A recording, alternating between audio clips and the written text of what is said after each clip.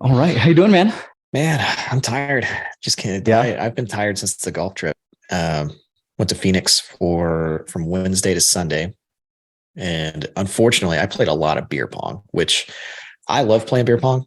It's a Me lot of too. fun. I get very competitive, but Me I'm too. not 21 anymore. So like Preach. those beer pong games, it was like me. I was not the youngest person. I think somebody was 33, so somebody was like slightly younger. But the age range for the group that I go with is like from 33 to 51. So like we were playing beer pong till like 2 or 3 in the morning, Wow. and it's I just did that too many nights in a row, and it has taken me multiple days of sleep to recover and feel like a normal human being again, which is My not good. most obnoxious competitive self comes out playing beer pong. I'm Yeah. unbearable. And I just, it doesn't matter winning or losing. Like, I'm not even, it's anybody beer pong player. I mean, I just talk so much crap, like a Yeah. lot. I get quiet because I get like really focused on it, and I just and I start playing really well. I won $400 playing that because like we were playing again. It was Nice. me and we were playing team, and it was me and my buddy Dan, and we were just smoking people like because we had 8 guys, so it was like we were just like crushing them, and we just kept going through, and then we got to one group and they just wanted to keep going, and they're like, let's do $100, and we're like, all right. So we did it, and then they were like, "Oh, double down." It's like, okay, let's double down. This is awesome. Then we did another double down. It was like just kept smoking them, and then we went I to bed. remember, I remember when I went in for the bar, it was like 12-hour days studying like nonstop for a couple of months. I took, I basically took 3 days off. One was for my brother-in-law's wedding. And then one was for two were for his bachelor party, like the day of, and then the next day, cause we Yeah, stayed the whole night. And, we were playing beer pong at this beach house, and I had partnered up with like one of his best friends, and he came up to me. He's like, "Hey, come be my partner." I'm like, "Dude, you've got a new brother-in-law. Go be partners with him. You can play. yeah. We've played together. No big deal." So we go, and his brother-in-law, this like kind of nerdy engineer guy, very reserved, very quiet, never went out in college like this. And so we playing him, and this dude is like a pong prodigy. Like, he must have been spending his college days at home in his apartment by himself playing beer pong, Oh because man, they destroyed everybody. Or we played yeah, them in like the first round, and the guy was with, he was just like, "This is bullshit. We got yeah. hustled." Like, it was so good. But man, no, it's just it's a fun deal, man. It's well, okay. The problem we had. So everybody's from a different place. Like, Oh, because so some of different us are from rules. Texas.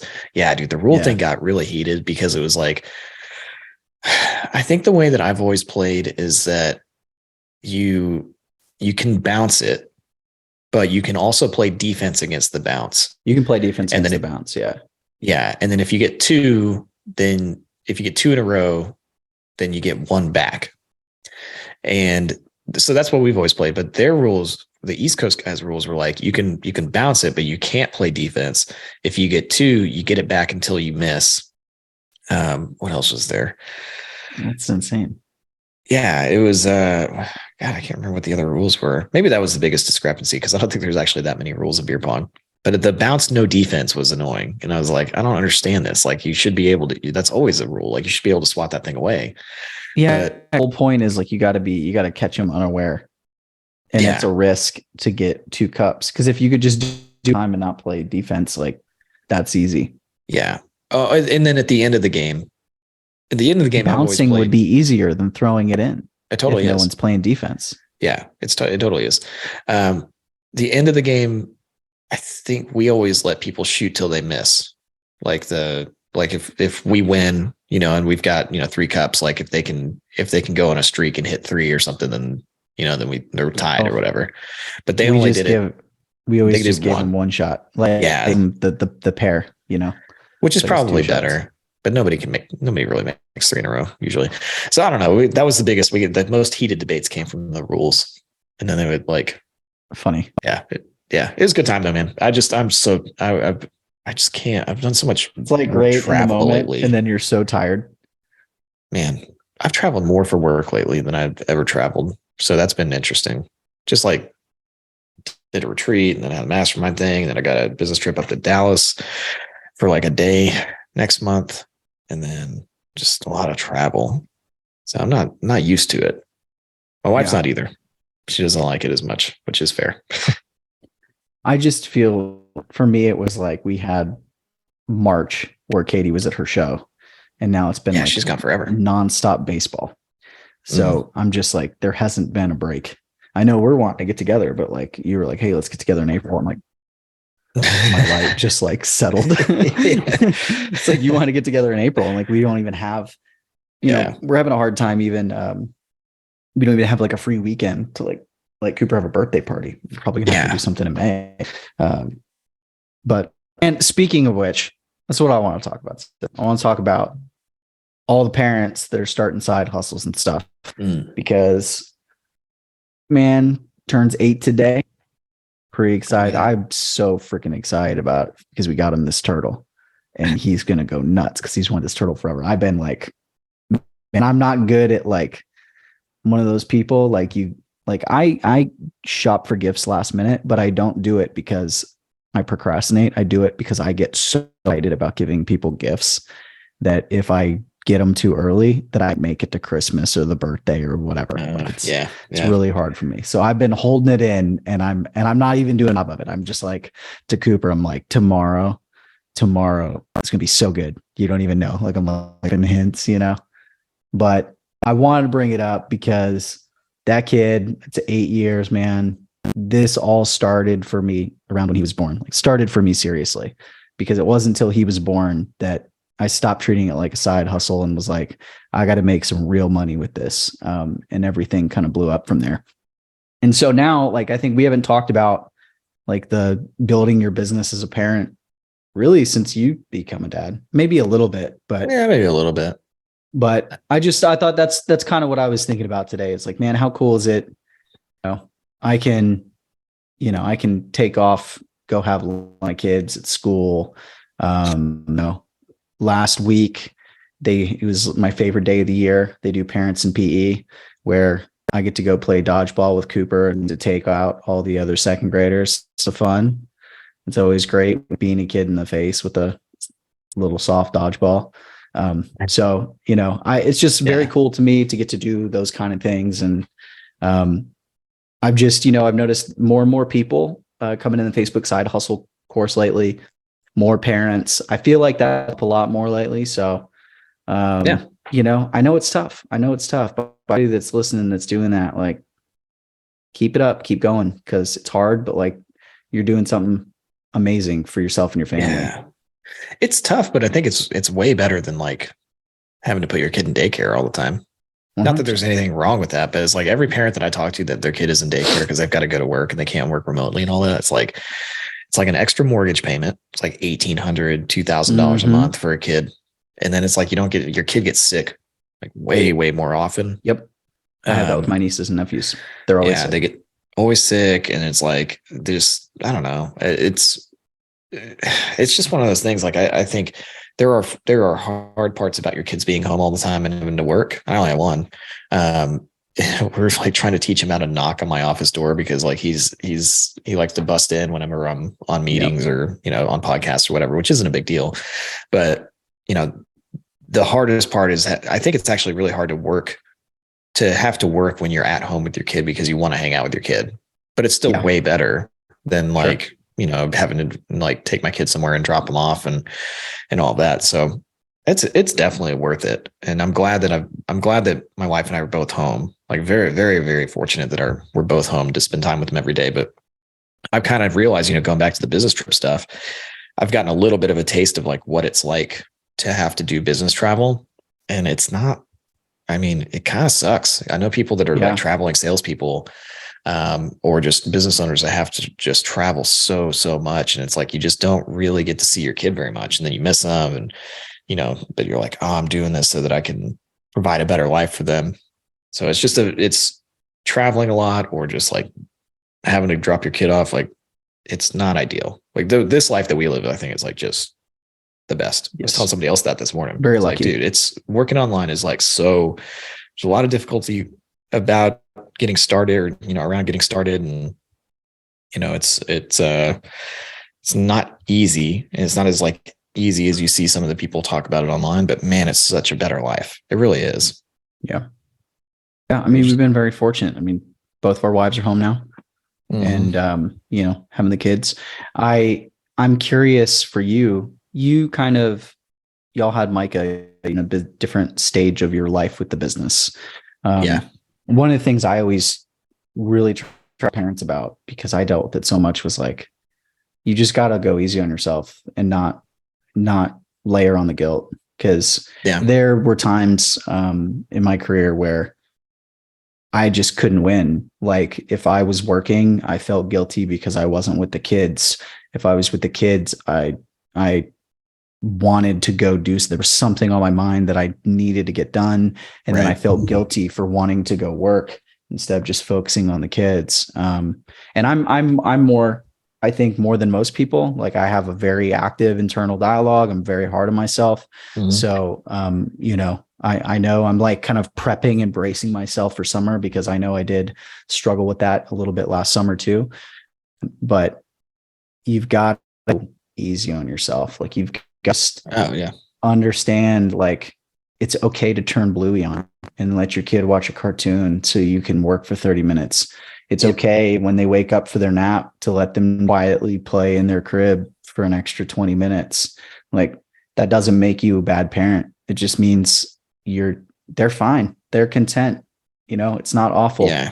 And it allows you to just get a little bit more done, which means when you're with them, you can be more present. And I think a lot of people struggle with that. I have some coaches I work with in my agency that are going through that, and they're not always getting what they want in their business. And it's like, hey, I know you're trying to be 100% present for your kids, but you gotta do the work too. Like it's okay. It's okay to not be there a moment of the day. Like, it's kind of the problem, I guess. Right. Because they have the ability to do much. But yeah, man, I think that's a tough part of it. Like it's just dealing with that. Super hard. Well, I say it's super hard. I don't have, my wife is more like you, where she beats herself up, like, cause she's doing her YouTube stuff and, she's staying at home, but like anytime she needs to work, she feels bad because she could be spending time with Micah, or for like our mother-in-law, like takes Micah. But I think it's good to have, and this is kind of a marriage thing, but I think it's good to have somebody that kind of like tells you it's okay sometimes. Cause like she's like, she gets so worried about like, oh, I didn't do this right, or I didn't spend this much time with him, I could have been doing this. Right. And I'd just be like, look, it's okay. Like he's going to be fine. He's a super lucky kid. Both of his parents are home. Like if you look at it, like from the perspective of a lot of people don't get to do this. Katie's had to do that for me a lot. Over the years. Yeah. I think it's just a pretty thing, right? Yeah. It's tough. And I hate to see her beat herself up about it, 'cause I'm like, man, you're a great mom. And like, this kid's got a good life. Man. But I think also like I think the thing that people kind of maybe don't think about as much is like I don't know. It's like spending time with kids is super important because you only have so much time, but also like think about the confidence that it could give your kid when they see their parent do something incredible, like build an incredible business 100%. Or, just really, really do well and follow their dreams and put the hard work in. Like that's a lesson that's really important for your kids, right. To see, and just to see, like, to know that it's possible. And so it's like, you can spend all of your time with your kid and not achieve the things that you want, or you can like sacrifice a little bit of time with your kids and build something pretty incredible and find an okay balance between the two. And I think it's going to make an even more well-rounded kid. That's my guess anyway. I don't really know, but I mean, we're still early in this journey, so we'll find out, but it does. I agree with you. It makes it. I mean, I've seen that a little bit. I mean, we talked one time on the podcast about Cooper. You ask him what he wants to do, and he has this business idea, right? Like that's not, kids don't have business ideas usually. It's that exposure to his whole life of sitting in my lap during a meeting and like talking about the work, him seeing what Katie's doing now, it's funny. It's like, Mason the other day, because I mean, he's, for those of you listening, like, he's like, Dad, how come you and Mom don't have jobs like all of my friends' parents? Like, Yeah. trying to explain to a preschool kid, what you do. But it is Hmm. like they see that, and they see happy. Like, Yeah. man, I think that I've noticed this, so Katie, and we've talked about this, like, her personality is different since she left Coke. Like, that was her dream job. She was running that plant with it. But it was also very hard, stressful, and she had a hard time turning off. Like, and she was tired, and now, like, the girl's full of energy. She's running around. She doesn't sit down until like the moment her head hits the pillow. She's just Yeah. happier. Like, she physics younger, I think, in the last 2 years. Mm. It's like, you say like certain things like, oh, that took 2 years off my life. Like, it's like she got them back. Yeah. Yeah. So, even just seeing that, like, the kids having this mom that's like happy and has purpose and gets to spend Hmm. time, and that's great. So, like, Yeah. if you can provide that for your kids, yeah, it's awesome. Yeah, I think so. Yeah, I think what I've kind of really felt lately, like, because I haven't obviously work. I mean, we both work a lot, but I feel like I've been like kind of like hiring the employees and starting to do more travel stuff and all of that. It's definitely tough, and I have more meetings than I've ever had before, and probably more tired than I've ever been. But I want to get to the end of like whatever this particular journey is, with the business, and like show my kid like, hey, you can go from like, you can do anything. Like, I was a teacher Mm-hmm. that had zero business experience and was not a personal finance expert or any of that stuff. And I became all of those things because I worked really, really hard, and then, got to this level in business or whatever. But I want my kid to know that like they can do anything. And I think that I Mm-hmm. talked to a guy earlier today where it's like, it was on a coaching call for Digital Entourage. And it was like, he was like, man, I really want to go after this Facebook ad stuff. Like, he's like, I took this course, I took your copywriting course. And he's like, I'm an engineer. And he's like, I don't really like my job, but I just don't really know what to do. Like, I'm just not really motivated right now. And I was just like, kind of talking to him about it. Like, well, what do you like? What's your job like? What's your dream life like? And he's like, yeah, I'd like to be able to, like, I don't know, spend time. I'd like to wake up and work for myself and just kind of like, have more control over my life. He's like, right now I work for like I can get my job done in 2 hours a day, but they make me sit here for 7 hours. And but he was like, so like, you could tell he didn't believe that he could go do it. He was like, I just don't know if I can really do it. And it's like, I never want my son to have that. I want my son to like, be like, I can do anything. Yeah. Because I think, for the most part, outside of like physical limitations, like you can't, my son might not Sure. be an NBA player, but he can build whatever he wants, or he can go as far as he wants in his, if he becomes an attorney, like he can be a partner at a firm, or like he can Mm-hmm. go, he can do whatever he wants to do. But people have a hard time believing that. And I think it's because they haven't maybe been shown that that's the case. Um, like, I feel like parenting has a big factor in that. Maybe not, but I feel like it does. Yeah. Yeah. No, and yeah, man, you're exactly. It kind of goes to, we talked one time about, like, we're developing these like family standards. Like, what do we believe in? And one of those is That's just cool. like, we think, right? Like, you don't say I can't in our household.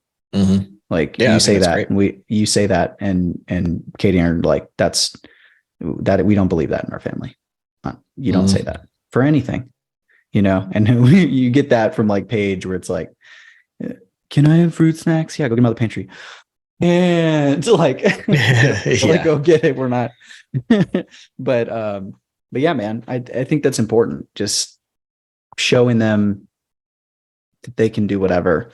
And just the like, man, I just want, I want them to learn too. Just like, it takes discipline. It takes practice. I always get real excited when Cooper, we see this ball. Like, I don't try to push. I mean, Katie and I are so competitive. I don't want to Mm-hmm. be that like hard ass dad that's like just pushing him to where he hates playing baseball. I want him to have fun. So I try not to push him too much. Mm-hmm. Always appreciate when he does something like he did the other day, where he's like, I can't catch a pop-up. Like, I'm not good at that. Yeah. Can we practice catching pop-ups? Like, and he's connected. That's cool. Yeah. That I need to practice this. I have to do it to get better. Like, I'm the one that determines whether I can do that or not. So yeah, I mean, I think that's obviously not why we started this, but Yeah. once you have kids, like, it changes your perspective, and it gives dude. you some of that why. Yeah. And if you're doing this, like, if you're a parent and you're doing this, I think one of the other big things that you run into is you will see your vision before anybody else, because you can see it in your mind, and you have your experiences and your desires and all those things. Like, what it can look like if you put in. And most other people in your life won't have the same beliefs that you do, and they won't think it's possible, and they won't see your vision. They won't see it until it's physically there. Like, I've talked before about people in my life that, like, didn't understand what I did until we built our dream house on this beautiful property, in our early, and then they were like, oh, okay, makes sense now. They don't, I always saw that vision. Now I saw it for when we retired, like, it came a little quicker than expected, but I saw it, but I had to deal with, like, people that didn't believe that or didn't think that was possible, because it's not possible for them. Right. Right. And so if you're doing this and you're working, and then you're doing the side hustle, and you have people that are like, hey, you should spend in more time with your kids. Hey, you need to get more sleep, or hey, you need to do this, that, and the other. No, keep doing what you're doing. You have the vision. You're making a sacrifice now for the future, and you know what that future is, and you know what it means for your family and for your kids. No one else does. Like, how how upset do you get when people try to tell you how to parent kids in any other subject matter? Whether it's like, how you discipline your kids, how you feed kids, how they sleep schedule. Like, even if your parents told you how to parent your kids, you'd be like, yo, they're mine. I got this. Like, back up, Yeah. Yeah. And so, like, it's the same thing when it comes to you and, like, your life, like, what you're trying to do. You have the vision. So, like, keep that solid in your mind. Remember what it is that you're creating. Promise you it's worth it. And it's hard now, but it gets easier. Like, it's hard today, but it's a different kind of hard. And it's like a more peaceful hard. It's not eventually you're going to get there. And then it's just every path is hard. It's just, you get to choose your hard. Yeah. Yeah. I agree with all that. I've really been, like, the last year I call it manifesting, because I think that's the popular thing to call it, but it's like that. It's basically like, I've got a vision, we're going here, and you have to just tell yourself, like, we're doing this, like, we as in, like, I guess myself and my brain, like, we're doing this. And it's like, it's amazing how just going, like, I will get to this point, and not letting any thoughts of, well, maybe you can't get quite there. Like, maybe you're not going to make it that big. It's like, I've gotten much better at just being like, nope, I'm not thinking that. Like, we're doing this. And it's amazing how you do different things because of that. Like, you take different actions than you would have taken. And so, like, I've tried to talk about that more with people, because I actually heard of it. Like, I heard Jack Harlow, of all people, talk about this quite a bit. But, like, if you look at Jack Harlow, like, he's an extremely successful hip hop artist. He's very young.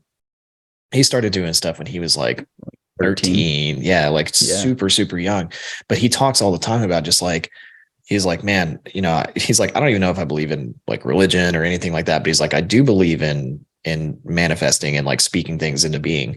And he's like, I've been telling myself I was going to get here to where I am right now. He's like, I saw it, and I just didn't let my brain tell me that I wasn't going to make it. And he's like, look where I am, and you see that with so many people that, like, really make it. They're just like, I saw it. I knew I was going to get there. But you do have to, like, those like doubts of, like, you might not get that big. Like, yeah, maybe you'll be like a hip hop artist, but maybe not like that kind of hip hop artist. Right. Like, that's the stuff. It's like, that's your brain, I think, trying to keep you safe from risk. I'm guessing. I don't know if that's what's true about that or not, but I think it's just like, you have to ignore that stuff, because you're your own biggest enemy. Like, and then it's like, you're your biggest enemy, I feel like. And then it's like the people outside of you that talk shit. But I don't know. I've gotten to a point where I don't really care about those people at all. No. And I think the internal stuff is harder. We just don't talk about it as much. I think the important thing to realize is that the voice in your head is not, there's two voices in your head if you think about it. Like if you think about like the old cartoons, like with like the devil and the angel, like you have Mhm. that going on in your head, and it's not just good versus evil. There's the one voice in your head that you can't control, and then the voice that you do control. And the voice that you can't control is always trying to get you to take the easy path, to take the safe path, to be comfortable, to not take risks, to stay average, to keep doing what you've always done. Mhm. It can't control it. That's the safety mechanism. That is your brain saying, hey, this is easier. There's no, don't take risks, survive. But that's Yeah. what keeps you where you are. The voice you control in your head is usually quieter. You haven't exercised that muscle as much, but it's the deliberate thinking voice in your head. And so you have to practice when the voice in your mind is like, I know I'm trying to diet, but I'm just going to eat this pile of goldfish the kids left out, to say, Mhm. no, shut the hell up, voice. I'm swiping them in the trash. Like you have to, the way you train that is take every single opportunity that's easy, get the easy wins, right? Use that voice and be aware of it. You may have never thought of this. There might be some of you that are listening to this that you're like, no, there's just the voice in my head. Like that's just me. And sometimes it's conflicting. No, there are two different voices. One is chemical and one is you're directing. One driver's seat, one you're not. And so you strengthen the voice that's in the driver's seat, and you need to stretch and tell that other voice no. And it's like, it's just a habit. It's just a muscle. So Yeah. start with the little wins, right? Stack more U's than L's. Like every time you get an L because you listen to the lizard voice instead of the voice you control, like that's going to slow down your progress. It's going to prevent you from getting where you are. And a lot of that is what you're saying, right? Like when you want to do something big, impossible based on your current set of circumstances, like, you've seen evidence of it from other people and you've proven to yourself that you can achieve things you never achieved before. But your internal voice is still saying like, no, we can't do that. That's too big. That's playing too big. But you've learned to say, no, shut the heck up. We're doing this. Like, I'm not listening to you, and just Yeah. power on. But like that took time. Yeah. I think it's probably different for some people because I actually don't think of things in that same. Like I think my brain's probably wired a little bit differently. Like I don't think about Yeah, it the could be. small wins and losses. I think Coral would think more in that way, where it's like she builds up stuff. I go to like the biggest. I'm like, oh man, I don't want to be on my deathbed and be mad that I didn't do this thing. Like I always Sure. go to that. With almost everything, I'm just always like, man, I'm running out of time, or I don't want to regret this later. Like those are the daily Yeah, I thoughts that do come that into too. my head. And I don't usually think about like stacking wins or anything like that. I think because I'm so ADHD that I can't even keep track of that kind of stuff. Like I don't like, I more was talking about that as like if you feel like you oh sure, cannot, yeah. if you're a person that can't resist that uncontrollable voice, like Yeah, start with something yeah. small. Like that was kind of what my No. point was there. No, I think you're But I right get though. what I you're think a lot saying. of people like Coral's like that works. I just my inner monologue is always like the big thing. Like, and it's not the small thing. I Yeah. don't know if that's good or bad, but it's I'm just like always thinking about that stuff. I'm like, man, what's gonna happen? You know, if I don't do this thing, it's gonna happen Yeah. 20 years from now. Like it's a weird thing. Yeah. It's interesting. Like started, I don't know if I completely realized this until you were just talking about that, but I mean, we've talked about like for me, like for productivity, and you do this too, like we brain dump all the things. Mm-hmm. Like these are all the things I need to get done. And I used to kind of rank them by priority and stuff. And now what I do is because I'm trying to do less things, right? Like I'm just trying to get fewer things that are going to move the needle more. And so the questions really become is like, what will I regret not doing at the end of the week? Like that's what I Yeah. need to do. Like big picture, where I look back at the week and I'm like, hey, at least I got that done. Yeah. Or if I don't Yeah. get it, like shoot, like I'm big like that. That's kind of a fitting thing now. Like, what's the thing that I would regret not doing? Yeah. And it really changed my perspective on stuff, because there's things that I would have like ranked as like priority and important. And then I'm like, maybe not as much. Yeah. right? Like that, dude, Yeah. that's had a huge impact on me prioritizing fitness stuff recently, Yeah. like workouts, where I was still doing it was like, this is important to me, but then like work stuff would come up and I was just like, no, like I have to, like, if I am I going to regret like not doing that email or getting a client task done a day later? No, but I'll regret missing that workout. Excuse me, I got hiccups. Yeah. Yeah. I've been doing the same thing with the gym too. Like I've been going pretty religiously, I'll say religiously, but 3 times a week. Like I've been, and part of it's just stress too. It's like, it's such a good, I'm not even doing it for the fitness part of it. I'm just doing it for Because it feels good. it feels good and it gets my mind clear. And then I can like Mm-hmm. really think well and it just kind of clears out all the clutter in there. And I don't know. I'm sure, I don't know if it's like an endorphin thing. I don't know what it is like chemically that about that, but Yeah. it's like I almost I have to go lift something so I can like think about something and make a good decision, which is good. I think that's a good place to be. Yeah. But I'm even just trying to make time for like that, but also for like going on a walk, because I'm starting to realize more and more that I just need space to process, like to like right. to think through the things. Like I can't just be work nonstop, because it's just a stage in my business. I know you have too, where it's like you have to think through things. Like you have to be more deliberate. You have to have time to strategize and to plan. Definitely. Definitely. Yeah. And then too, Mhm. I've always known I'm a kinesthetic learner. And so I've always known that like writing helps, but I've seen recently, like there's probably like, I don't know if you can see it. There's like always writing on these windows. And it's Mhm. just because I've figured out, like, if I'm procrastinating about something, or if I'm like struggling to get started on something or outline a video, whatever it may be, I will actually figure it out much more quickly writing it up here than writing it on a yellow pad or a piece of paper or typing Oh, it that's out. interesting. There's Yeah. something about standing up, moving, Yeah. writing your putting it out there in this big space that just everything gets more clear. Yeah. Like I was working on a project and I had been a couple of weeks trying to figure it out, right? And then I all of a sudden was like, I have an hour. Like I'm just here on the whiteboard on this. 10 minutes later, there Yeah. it is. Like I'd been struggling with it.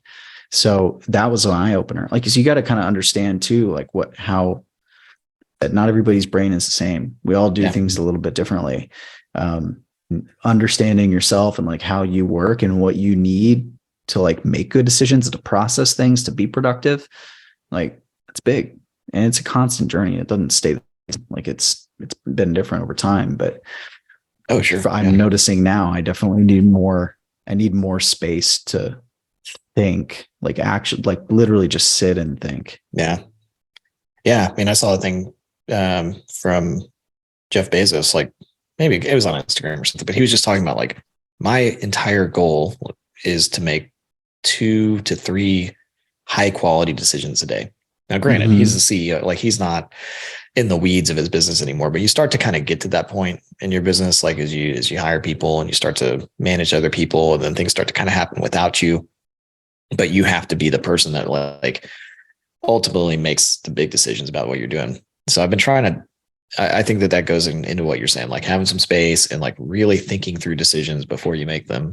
So it just changes because like in the beginning you're just grinding. Like Well, in the beginning, you just got so to take action. You just need to yeah, you just make got to a do something. decision. You don't have to make the right perfect decision. Everybody thinks you do. You just Yeah, got you to just make a have to. decision. Yeah, yeah. It's weird how it transitions over time, but it's fun too. And it's like part of the journey of it. But yeah, going all the way back to like the parent part of it, it's like I, we just talked about a lot of different stuff, but man, it's such a fulfilling, like the journey of like entrepreneurship is like really stressful sometimes and it really sucks sometimes. And sometimes it's awesome, but like the journey of it's really, really fulfilling. And I think it's just something that's like valuable for your kids to see you do. Yeah. Hopefully, I hope that that's true. I mean, they don't, when they're young, they don't really know what you're doing at all. But I think when they get older, it's like, I think that it's just, they'll become, I think, better humans because they see you work really hard at something and achieve something. I just really feel that way. Well, if they see you build the life that you actually want instead of Mhm. like regretting. Yeah. I've been talking with this coach and really helping him kind of dial in his niche, his message and everything. And one of the big thing, like he said, like the big thing he always hears people is like, oh, I feel stuck. I feel stuck. And we realized, and I think this is true for a lot of people, is just if you're unhappy, you might be unhappy in your relationship or your career or with your fitness or whatever, and you might feel stuck. But especially if like, what you're doing with your life, your career, like that kind of stuff. A lot of times, the reason you feel stuck is because you have this thing you want to do. Whether start a business, learn to play guitar, whatever it is, and you never take any action to do it. You think about it constantly and you feel stuck because you're in your day-to-day life that's never changing, and you're as time goes on, it seems less and less likely that you're going to do that thing. Yeah. Even just taking small actions, just doing your happiness will increase so much. Like if you have something like that, like I want to learn to play guitar, 10 minutes a day, man. That's it. 100%. You know, I had posted in Digital Entourage the other day. I'd seen this thing. I thought it was incredible. It was, the 100-hour rule or whatever. Like, 100 hours, you're going to be more proficient at something than 95% of the people in the world. That's 18 minutes a day over a year. Yeah.